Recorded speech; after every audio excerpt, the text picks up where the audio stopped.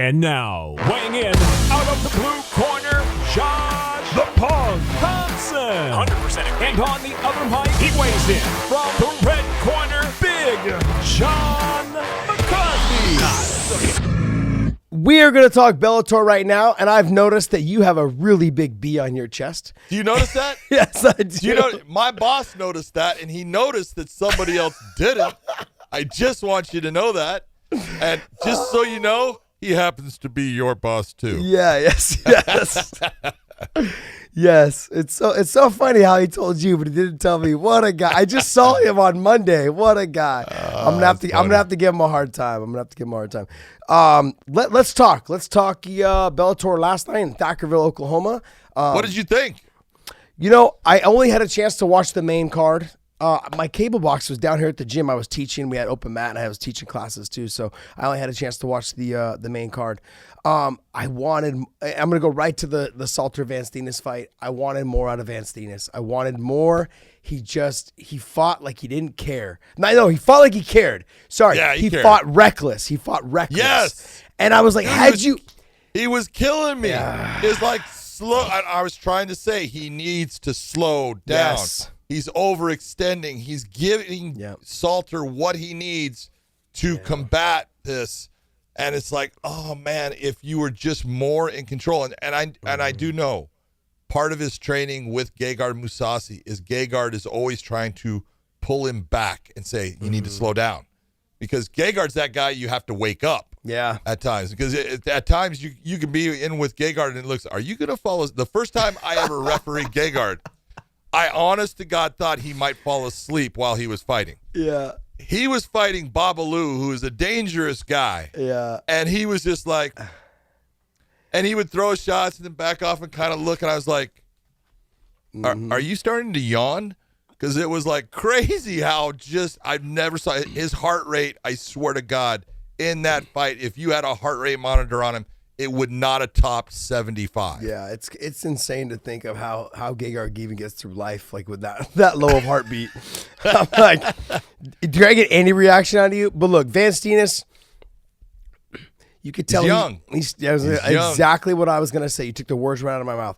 He's young, extremely talented, and I'm actually probably one of the biggest Van Seenis fans. I love the way he fights. I love that he went after it last night.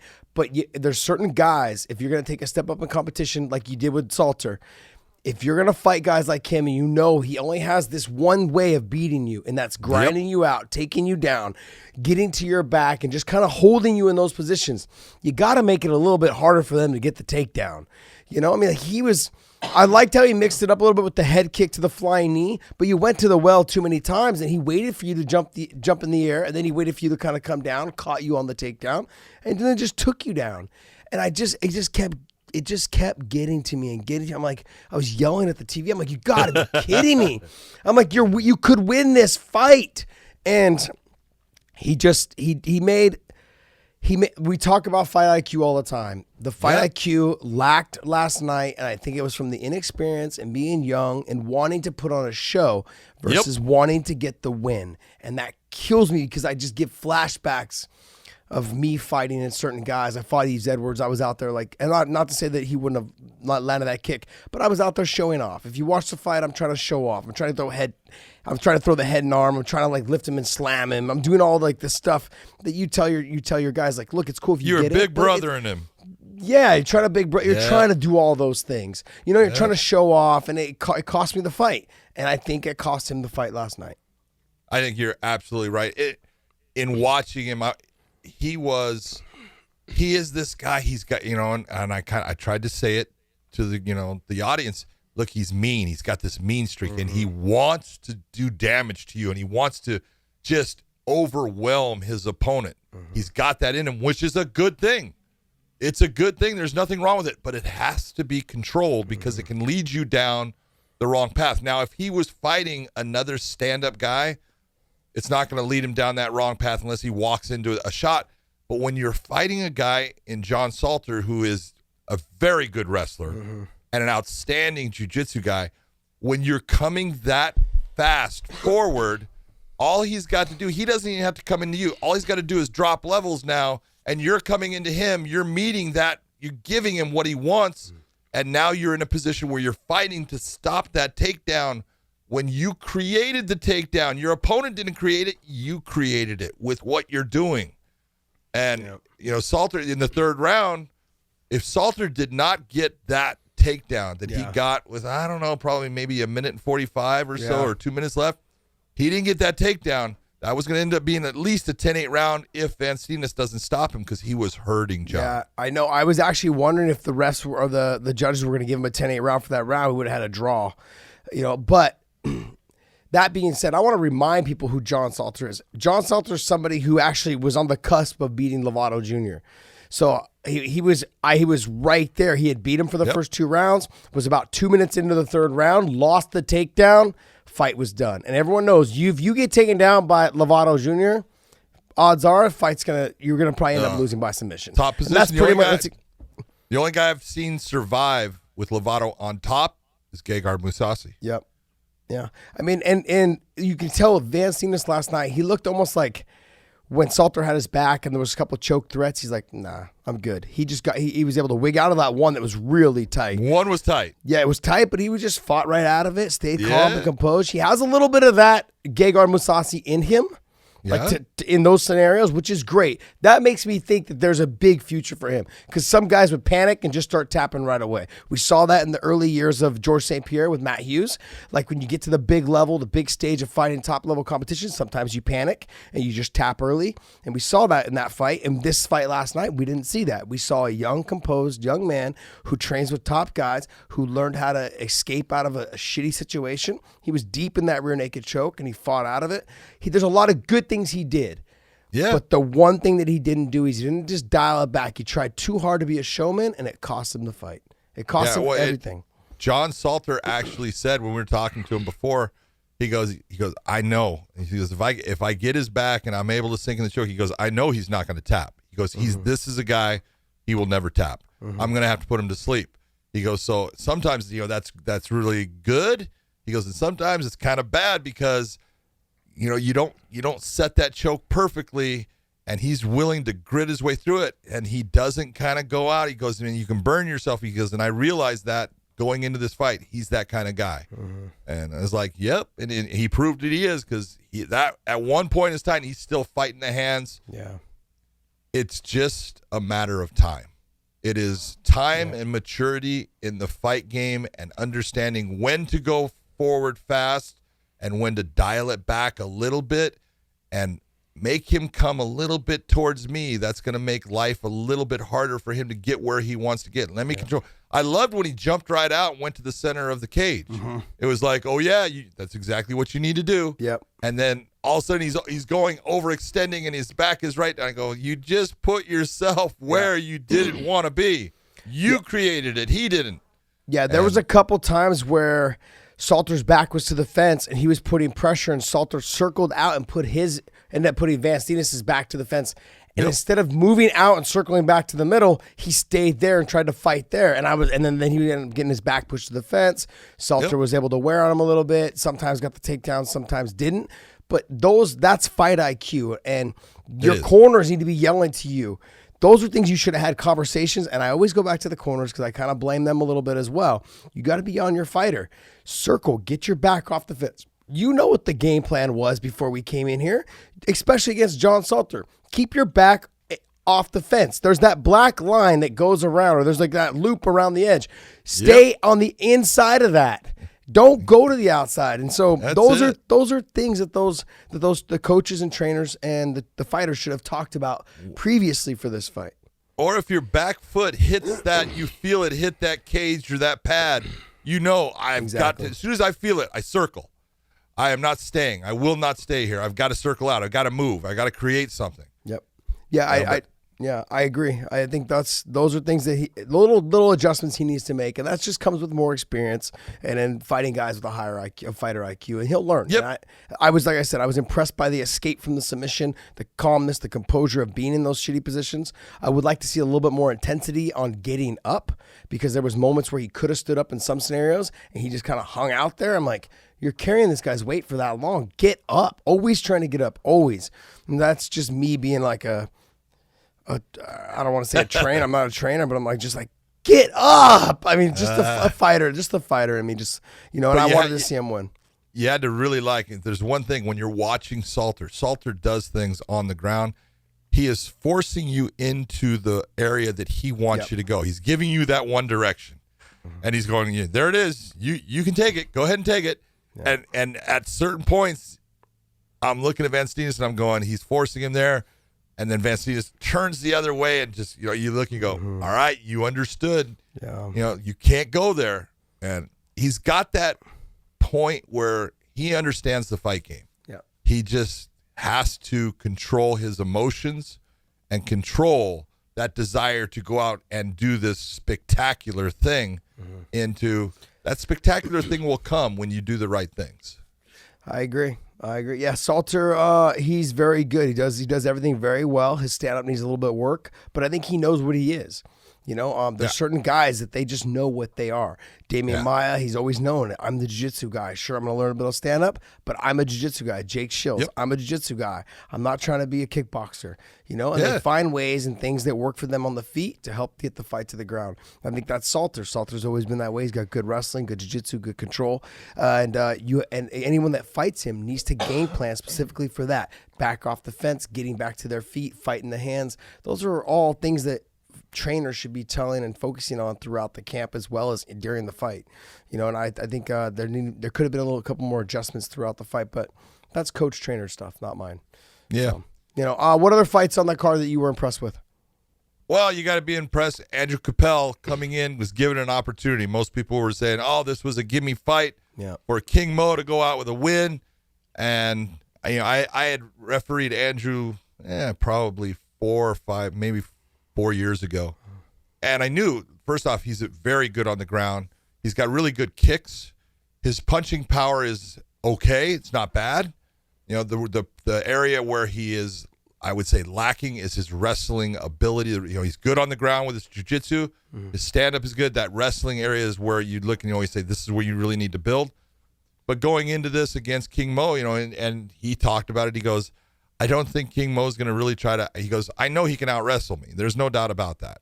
And, that's, anybody's going to pick that out. He goes, but I really don't think he's going to try to wrestle me. I think King Mo likes to stand up, and if he wants to get in a stand-up battle with me, he goes, I like my chances. And I was really impressed with, he's going, hey, this is my chance. He goes, every now and then in your life, someone throws you something that becomes an opportunity, and it's what you do with that opportunity that's going to determine the rest of your life. He goes, and I am going to make the most of this opportunity. And I was like, hey, you got the right attitude. That's great. Yep. And King Mo going into the fight was very, hey, I am going to use my wrestling. I'm going to take him down, and I am going to pound on him.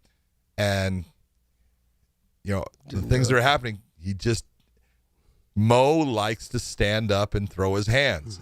And his hands are low, and the shot that he got hit with, there's a certain thing, I don't know why. I've seen King Mo hit with some big shots and survive. But when he gets hit with certain shots in a certain area of his chin, it just shuts him down. Same as Emmanuel Newton did the spinning back fist. Yep. And the forearm hit that part and just froze him. And he got frozen in that same manner with that right hand in this fight. And so I really felt bad for Mo in the fact that I love the guy as far as what he's done in the sport. I love his attitude towards the sport because he is a fighter through and through.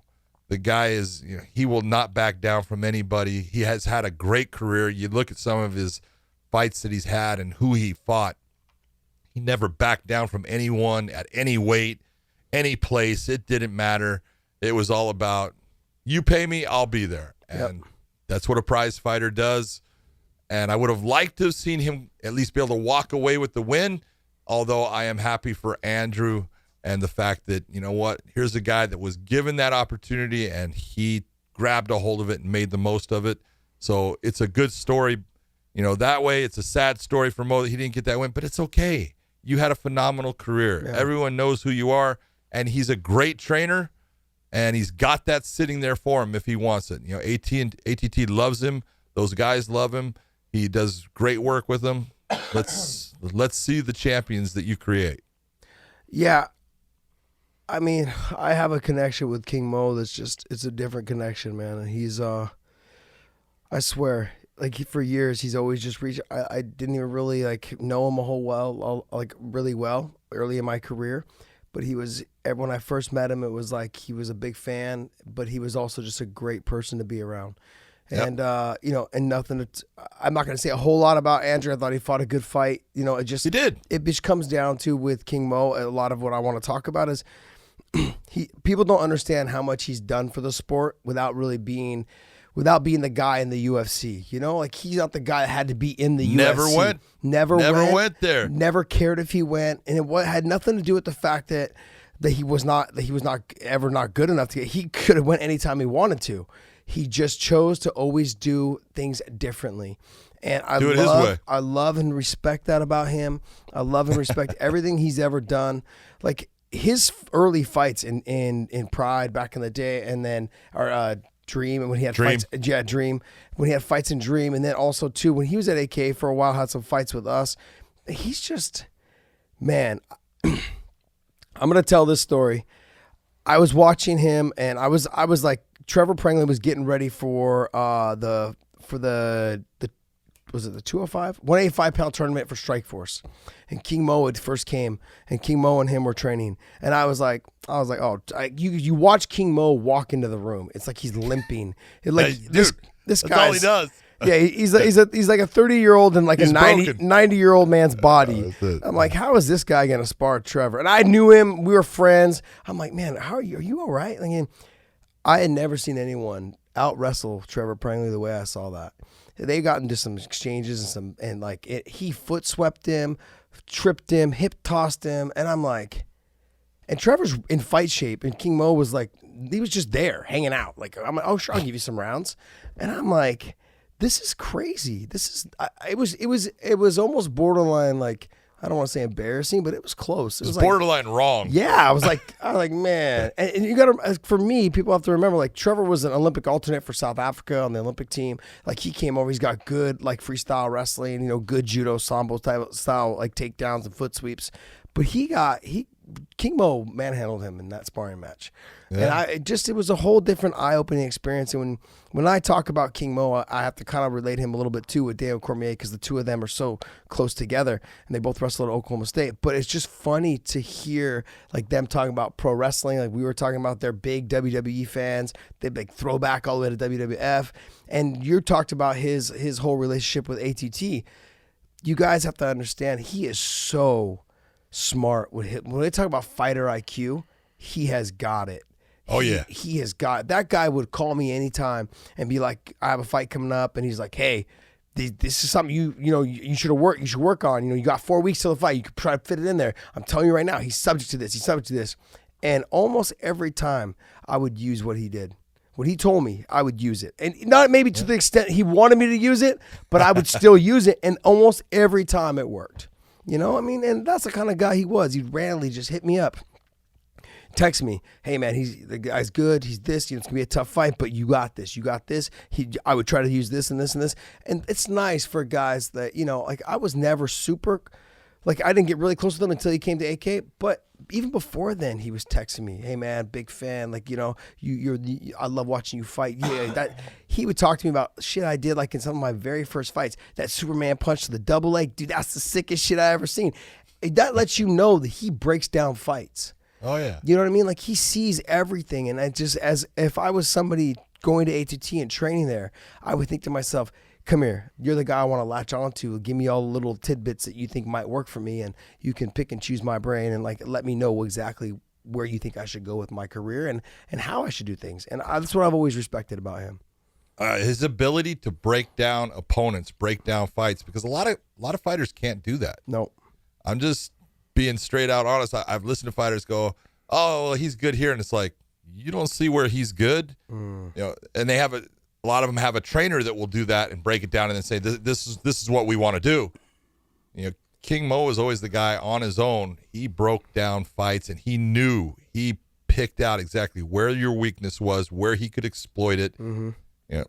In some ways, his biggest downfall was he liked to fight, and then sometimes didn't fight a smart fight based upon I want to stand up and I'm going to show you that I can knock you out. Because he loved to throw his hands. For a guy that wrestled, he just used that wrestling for the most part as a decoy. He liked to stand up and throw his hands, very much like Ed Ruth. Yep. Ed Ruth is following the entire game plan that King Mo has created a career on, and he's an exceptional fighter. He was an exceptional human being. Yep. And I'm saying that and it almost sounds like we're losing him. We're not. No. He's gonna be part of the sport, and I hope he's able to just take this and say, okay, it's done. Mm-hmm. I tried on that last one, it didn't work.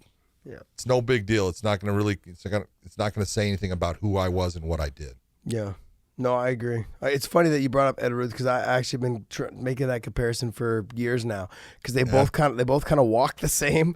Like Ed, if you watch Ed walk, it looks like he's like trapped in a 70-year-old's body, like kind of a little hunched over, kind of his hips are out a little bit. Looks like he doesn't really straighten his legs when he walks. I'm like, bro, are you okay? He's like, yeah, I'm good. Yeah. But like cat-like reflexes, good wrestling, and just nasty. They're good. I mean, both of them are extremely good. Tyrell Fortune. God damn, he's good. And getting better. Wow. I mean, we've had this conversation before about him. The only thing that can beat him or derail him is him. Yep. His mindset, his mentality. I think will be the only thing that derails him. There's that, and then two is sometimes the killer instinct isn't there. He had hit his opponent a couple times last night where he kind of put him back on his heels, and he could have tried to land one or two more, but he stepped back, and maybe you got more insight on it because you were there for fight week. But I felt like he was real hesitant when he didn't need to be as hesitant as he was. I talked with Tyrell extensively throughout the week, and I love that guy. I know you do. He is a great person. He is a student of the sport of MMA. This is a guy coming in with that wrestling background, and I did his first fight, and he was a wrestler. He was shooting for takedowns from 10 feet away. It's like, I don't want to be part of this whole stand-up stuff. Screw that. Let me get this fight where I feel comfortable. And he has transformed himself into a complete mixed martial artist who is got great wrestling. His submissions, he knows all the different submissions now that are going to work for him. He's not going to be a guy pulling off a flying arm bar. Yeah. Okay, that's not going to happen. But he is the guy with certain chokes. He's there. He knows exactly when to go after it. And his stand-up game has gotten so big because I always watch a guy's footwork, and I watch the way he moves. And especially with heavyweights are plodding fighters for the most part. Mm-hmm. And he's not. And I'm watching this fight coming out, and he knew exactly what An Yan-Woo is good at. He says, he talked about it. He says he's got a big overhand right. He goes, if I walk into his overhand right, it's my fault. I'm an idiot. Mm-hmm. But he's very much into, he likes to be a technician of the sport when he's fighting. And he came out and he told me again, in his last fight against Rudy Shafroth, he said, first thing he said to me was, he goes, John, I guarantee you he's going to see the second round. He goes, I'm going to make him see the second round. He goes, if I get on top of him, I'm not going to finish him because I want him to see the second round. I go, what do you mean you're not going to finish him? And he goes, he's a guy that has never seen the second round, and I want him to see it because I want him to realize, oh my God, I've got to go back out there, and now there's more time. And he goes, and mentally that's going to kill him. Mm-hmm. And I said, all right. And he goes, and I'm not going to, he says, I won't be finishing him with punches. He goes, I may get him down with a punch. He goes, but I'm going to finish him with a submission. Mm-hmm. I go, yeah, all right, we'll see. Sure enough, goes through the first round, gets him to the second round, puts him down with a punch, and rear naked chokes. And you go, God damn, you're a prophet. Yeah. You just called it. It was like Babe Ruth with the home run shot. Called his fight. And in this fight, he said, he goes, definitely going to see the second round. He goes, because I want to go out and I want to just feel his pace and I want to see his setups. He goes, and you're going to see me. He says, I'm going to kind of give some room to him. He's going to feel kind of confident, stalking me a little bit. He goes, but all that is me just seeing where his footwork is and where he sets himself up and how he steps to throw that right hand. He goes, and as soon as I'm comfortable with it, you're going to see me. I'm going to start to pressure him. He goes, because you'll know as soon as I'm pressuring him, I'm comfortable. Got it. And I said, all right. And he did exactly what he said. Exactly to the T. And the one thing is he's seeing things. And you're seeing him with his feints. And you see that little shake and bake that he'll give off of it. And then he'll move himself. He'll circle out. And he understands how to move. He doesn't lean. It's one of the things that I hate when guys get into this whole lean back. And it's like, no, move yourself with your feet, not just your upper body. Because when your feet are set and now you lean, there's nowhere else to go. So that guy now moves forward. Now you're in real trouble because fundamentally you did something wrong. You can't do that against a good fighter. And Trevor Lally has done a beautiful job with getting Tyrell to understand footwork. His footwork is fantastic, and that's why he's going to be a fighter in this sport and someone to deal with for a long time. Yep. That 8-0 is going to end up going to the, 11-0s, 12-0s, and he's finally going to get a shot. Now, the problem for him right now is his main training partner is Ryan Bader. Yeah, exactly. And so, but he's comfortable with it, and he talks about training with Bader. He loves it, and he loves the fact that, Bader can do stuff to him. He says, but then I learn it, and then I can do it back to him. He goes, this is all a learning game. And the last thing that I'll say on him is he talks about, John, this is what I do. This is, he goes, I'm in the gym every day. He goes, I don't do anything else. I train, I eat right. I watch tape on guys. He goes, I am very selfish right now as far as getting to be who I want to be in this sport. Because his brother was fighting, earlier on in the evening against a guy from AKA Chuck Campbell. Yep. And I said, what are you going to be helping your brother? He goes, right now I can't. He goes, I've talked to him about it, but he doesn't want to listen, and I don't have the time to spend on him if he's not going to listen to me. And he has got a path. He has got that road that he knows is going to get him where he wants to be, and he is focused on it, and that's why I know he is going to be a player in this game for a long time. Yeah, when you talk about fighters being selfish, this sport, they need to be selfish. Boxing, MMA, anytime you're in a combative sport, and I think if you want to be one of the best athletes in the world, Jordan, Kobe, Tiger Woods, you have to be selfish. You have to be selfish that you are the priority. Your technique and your training and your diet and nutrition, everything is selfish. It's all catered around you. If you guys have families at home, you don't need to eat what they eat. They can have pasta. You got to have this. This is what you need to eat. You need to be selfish. It is a selfish sport, unfortunately. But if you want to be the best, it has to do. You have to make sure that you're spending time growing your athleticism, your food, like whatever it is you're doing. You're making sure that it's spent, developing your future in the future in this sport. You're building your platform. You're building your foundation, because if your foundation sucks, the rest is going to suck. You got to have that foundation, and that foundation starts off with being someone that is dedicated to doing things the right way. What I liked about his fight is that he was stalking after his opponent slowly. Okay, he was trying to cut off the ring because his opponent was circling pretty well, back and forth, throwing one big shot and circling out. But what I liked is that he always had a defensive position. His hands were always up. He never once dropped his hands, started doing any of the, moving. He stayed very defensive, but very on track, on task of whatever the performance that he needed to put on. He needed to follow the game plan. It looks like he did it to the T, and from what you're telling us is exactly what he had in mind. Is like, look, I'm going to let him, I'm going to figure out his footwork. I'm going to see exactly what he's doing and figure him out. And then I'm going to land and get him out of there. And he did exactly what he needed to do. And I liked how he took his time. He didn't rush. There was opportunities. I felt like that he had landed some clean shots, but he didn't go for the killer instinct. And that's a little concerning to me, but that's something that can that's kind of like that thing with Costello Van Seenis. Yeah. Now against Ngannou, I understand what you're saying as far as there's no takedown risk, really. Exactly. But I want you to be that guy that, okay, I hurt you. I'm just going to keep doing it. Mm-hmm. And instead of rushing in that moment, hey, you got time. It's okay. Yeah. I really was impressed by his performance. Every time he fights, he is getting better. And when you watch a guy that he's getting that much better with every fight, it's impressive to watch. What's next for him, you think? Man, I'll tell you, you take a look, and I really think that they've got to put him in that fight. Mitrione? Mitrione would be somebody. Roy Nelson Javi would be Ayala. somebody. Javi Ayala would be somebody. Czech Congo would be somebody. These are the guys right now. He's ready for him.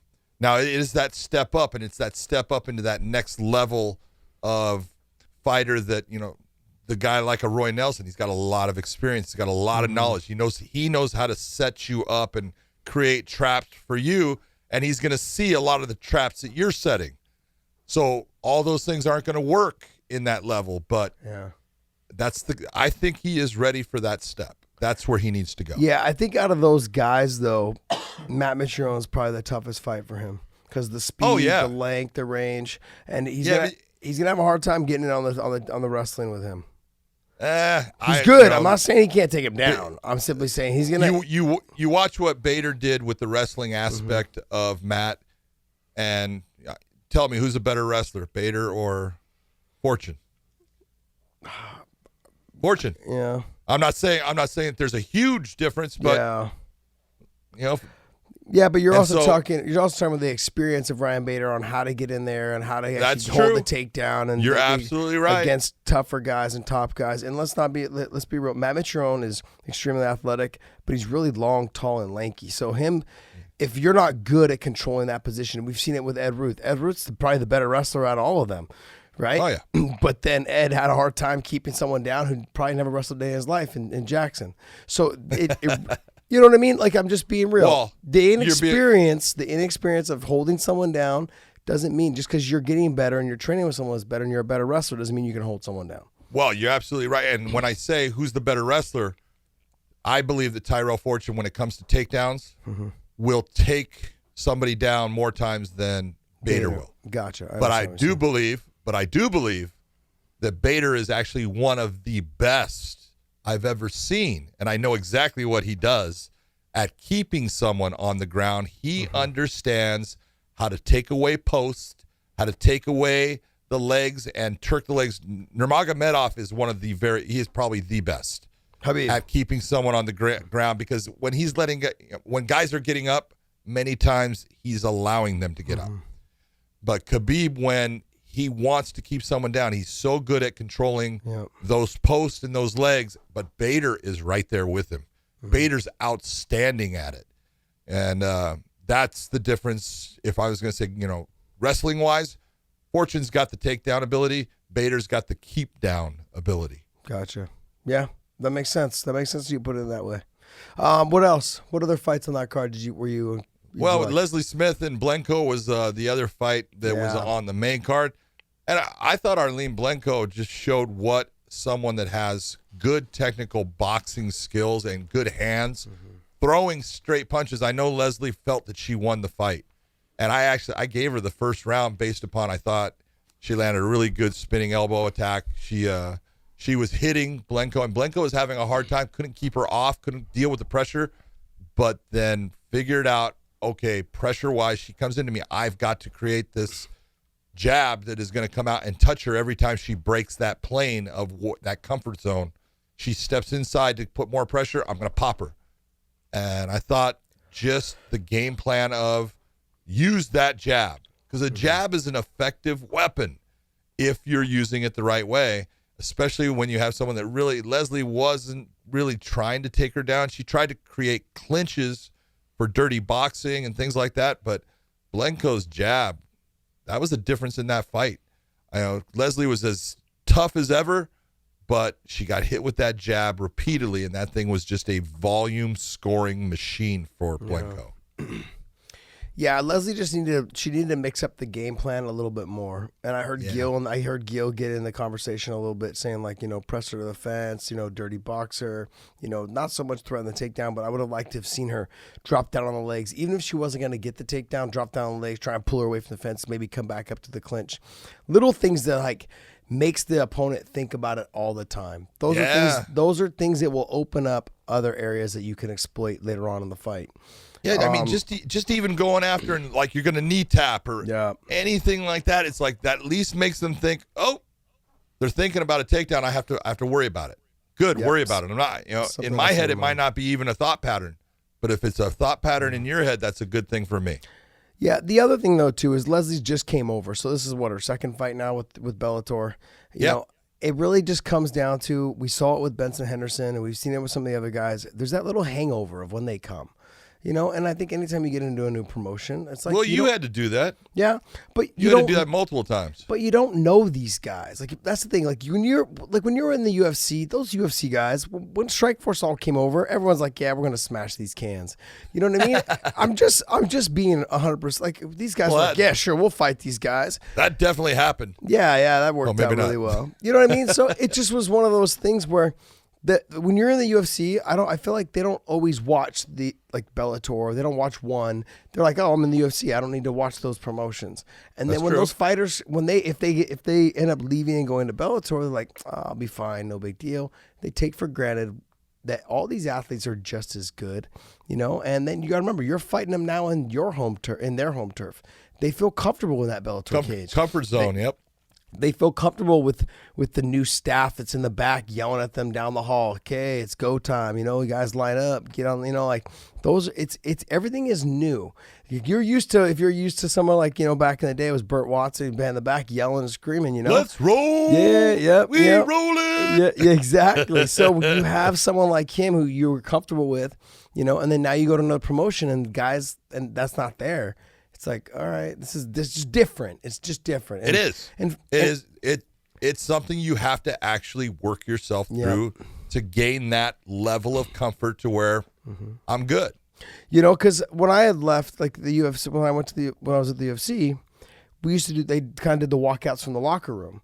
But then when it was when I went back to Bellator, we did the stage walk down. So they loaded us in the loading area, and then we walked down the big ramp. And it was like, it's just different. You have to find different areas of yourself to like, okay, look, now it's go time. Now it's like you're finding that schedule, and it's hard when your emotions are up and down as it is already. You never did the ramp walk in the UFC, did you? No, I don't think so. No, they had taken it away because that it started off like BJ Penn. Yes, UFC 31 runs down that ramp. Tito can walk down the ramp. They had that ramp for a while, and they can sit there and say why they got rid of it, but then we're going to go towards the boxing type of. I love the ramp, whether it's in Pride, whether it's in Strikeforce, whether it's in Bellator, whether it was in the UFC. I understand it does take seats away. So if you're trying to sell seats, it's a problem for that. But, I love the ramp because I think it isolates the fighter and it centralizes the attention on the fighter, which is always a good thing. Yeah. I love when you have stuff in the background because this is entertainment. Yeah. And it's about, at this moment, taking and capturing this fighter is special. And I want you to see what's special about him and having, highlights behind them or just, whatever it is, their name up there and things that they've done. I think it just, it just emphasizes the importance of that fighter at this moment. Yeah, they must have got rid of the ramp right before I fought because I was signed. I got signed by them at UFC 32 or 34 or something like that. And then I actually was I think I'm probably still the longest fighter who signed the contract and didn't fight for like another year and a half. Yeah, it was a while. I was going through some injuries and some personal issues at the time. Anyways, but then they used it for Vendetta, which is UFC 40. Yep. But then I fought UFC 44.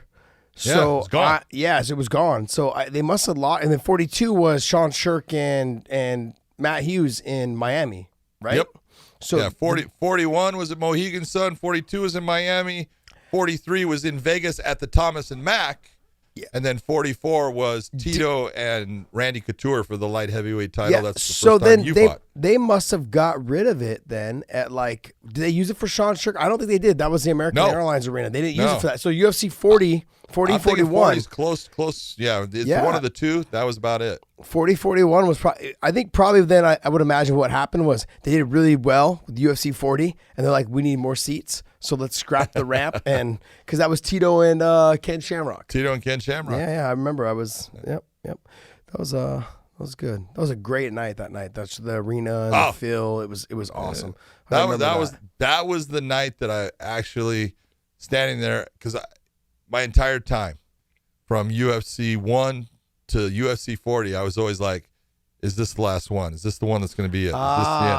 And that was the one where I finally looked around. I said, no matter what, it's going to make it. Yeah. It's going to make it. Interesting. Good moment. All right, so Bellator Thackerville, that's kind of like the wrap on that, and the couple things let me talk about. Okay. We did have, and it was predictable, but Christian Edwards is a guy nobody knows. Mm-hmm. I don't know. I don't know him. He is a light heavyweight. He trains with John Jones. He trains at Jackson Wink. Mm-hmm. He's actually one of John's sparring partners. Most of the time when he's in the gym. He's the first recipient. Jackson Wink came up with this scholarship program where they bring a fighter, in because he's from Iowa. Brought him in, and he lives at the gym basically. He makes a little bit of money to spend on stuff that he needs and stuff, but his board is paid for and stuff. And he is now. This was his second fight with Bellator. He had missed his first fight, not on his fault. His opponent had come in 20 pounds overweight, 22 pounds overweight. Yeah, you didn't even fucking try 20 pounds overweight. Not even close. Go ahead. Second opponent comes in. He just dispatches him for his first pro win, and this was his second pro fight. And they had to change opponents on him again because everyone is seeing. Everyone's coming in. They're going, uh-oh, this guy is good. And I'm telling you, Josh, stand by. This guy doesn't look like anything as far as he's tall and lanky. He looks very much as far as the build similar to John, but John even looks more muscular than Christian. But this guy can fight. This guy, he ended up with a 16-second knockout left kick to the head, just starched him. It was on ESPN. Oh wow! This guy is gonna be something special. He is good. Oh, I did see the ESPN highlight. There you go. I did. That's Christian Edwards. Yeah, his opponent was backing up, and he put the hand down low, and his body just went stiff. Yep. Ooh, that was nasty. As soon I mean, because it sounded like a shot going out of the park. As soon as he hit, I said, "That fight's over." Yeah. This is like, oh my God, he killed him. Done. He was out for a while too, man. He was out. I hate to see. I like to see the knockouts, but I hate to see exactly the aftermath. I like seeing the knockout, and I hate the result, and I hate seeing the guy on the ground. But this was very similar to Gregor Gillespie and Kevin Lee, just a repeat of it. So I'm going to be a little bit of a homer guy, so bear with me. I'm an AKA guy. So talk to me about my AKA boys. How'd they do? I didn't get a chance to see their fights. I saw some highlights and clips of the Kyle Crutchmer fight, and then Romero Cotton's fight. I didn't get to see any of Chuck Campbell's fight. I didn't get to see any of that. Give me some feedback on my boys. All right, let's go first. Romero Cotton. Romero Cotton is fighting a guy who's actually a really good submission guy. We know Romero is super strong, athletic, good wrestler. Yep. Romero comes out, actually takes him down, and I thought it was a mistake. I thought he should gain a little bit more of time and utilize his stand-up and gain some sweat. Make yourself a little bit slippery so you don't get caught in that. But he takes him down, just kind of mauls him a little bit, and they get back up, and Romero comes into him again to take him down, and the guy actually said he hurt his knee and quit in the fight. And wow. But it was, as far as the performance by Romero Cotton, he was looking good. He was doing exactly what he's supposed to do. Crutchmer comes in. He has a last-minute opponent change. And the guy doesn't make weight. He big as far as name's Robert Gidron. He comes in at 175 instead of making the 170. But they do the fight. Crutchmer obviously the better wrestler, but in this fight shows that he does not, right at this moment, have the skills necessary to end fights because he's wrestling. Yeah. And your wrestling is great, but you are not damaging your opponent because Gidron was able to stop everything that he tried to do on the ground. And Gidron is not like a great submission guy and was able to stay and then actually created some problems. Not that he won the round, but created problems for Crutchmer. Crutchmer needs to become much more confident in his stand-up, and he needs to really open up his submission game. I don't care if it's, hey, I'm going to go after 3 different submissions. Then learn those 3 submissions and make it so you can hit those submissions. At one point, started in, hooks up a Darce and then kind of tilts like he's going to roll, does it and switches to the back as a wrestler would. And you go, you just took a fight-ending sequence and gave it up for what? The back that now you're doing the same thing you just did in previous rounds. And he's got to gain more confidence in that submission game. Yeah, fight. He does that. He's got great wrestling. First fight in Bellator. So, like I said, I'm going to give guys passes and slips on their first fight. Maybe a little bit into the second fight. Yeah, I think there's a lot. It's like these guys, they want to get to the big show. They get there like, oh, man, I'm fucking finally here. I can't lose. Yeah, it's like the very first time a young kid gets the panties off of a girl. It's like they just don't know what to do with it. They're just like, shit, I'm here. Where do I go? Damn it. Never thought I'd get there. Yeah, so it's just one of those things. I think, look, Kyle, to me, is though, and same thing with Romero, they're fucking hard workers, man. And when you have guys that are in the room and they're hard workers, it lets you know that their future could be bright. I'm not saying they're going to be world champions. I'm simply saying that their future could be bright. And this is just the experience they need. They need to get the fight IQ up, and I'm glad they both were able to get away with wins. Chuck Campbell, you were telling me off air that Chuck he Campbell had a rough came out, fought a very good fight. Chuck's very athletic, very fast when he goes. He just doesn't go enough. And Bob Cook was, in his corner, and you could hear Bob telling him, you got to go. And even with that, Chuck was fighting Tyrell Fortune's brother, Tyree, who was undefeated.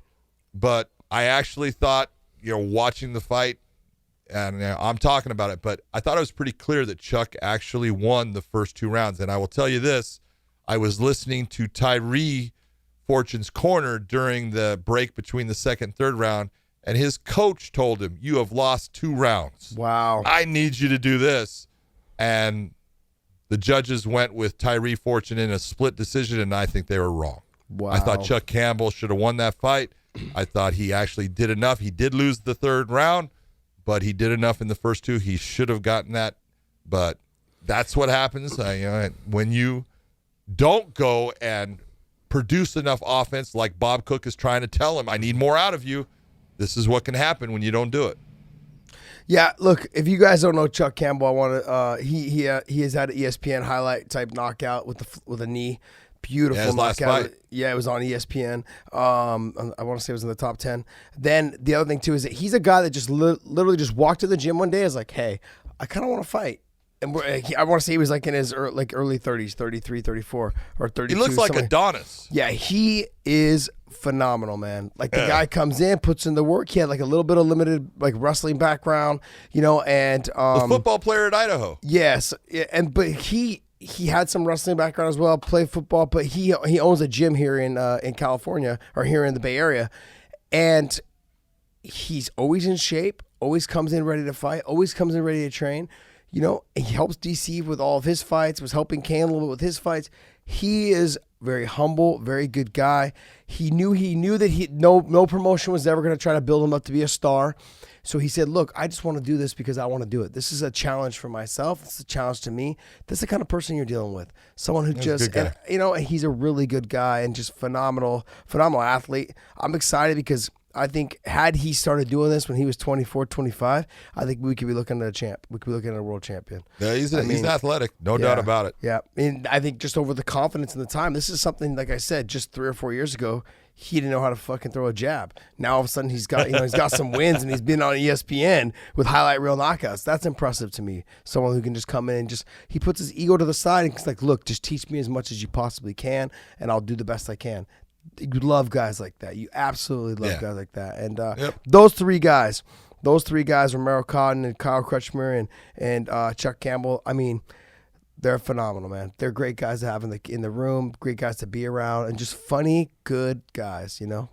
I'd like to I'll tell you guys a story real quick just about Romero Cotton. He was supposed to be fighting here and coming up, and he came to visit the gym. It was the first time I ever met him, and I'm like, hey, man, so when you fighting? He's like, you know, we just got in rolling. He's like exhausted, he's like basically laying flat on the mat, and I was like, hey, so like, yeah, you know, he's like, yeah, I got a fight coming up. I'm like, when are you fighting? Oh, this weekend. I'm like,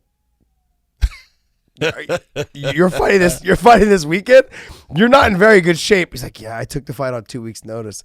I'm like, why? I was like, why? So, but no, he did, and he ended up getting the win, but it was pretty funny. He's like, yeah, man, I remember that fight. I got tired. He was exhausted in that fight and was working his way out of submission attempts because he was tired. He was the better athlete by far, but the guy was a pretty good submission and threw up a lot of submissions, and you know, he pounded on him. But he got tired pounding on him, and he was just trying to get away at times. Funny. But hey, but those group of guys, man, they're phenomenal guys. And I tip my hat to you guys. You know, Chuck, I know you didn't come out with the win, but you should have. Big John even said you should have. So hey, he should have. Best of luck, guys. So that'll wrap us up on the Bellator fights from Thackerville this last night. And last night. Yep. And I want to thank you guys for watching this. Okay, guys. Later.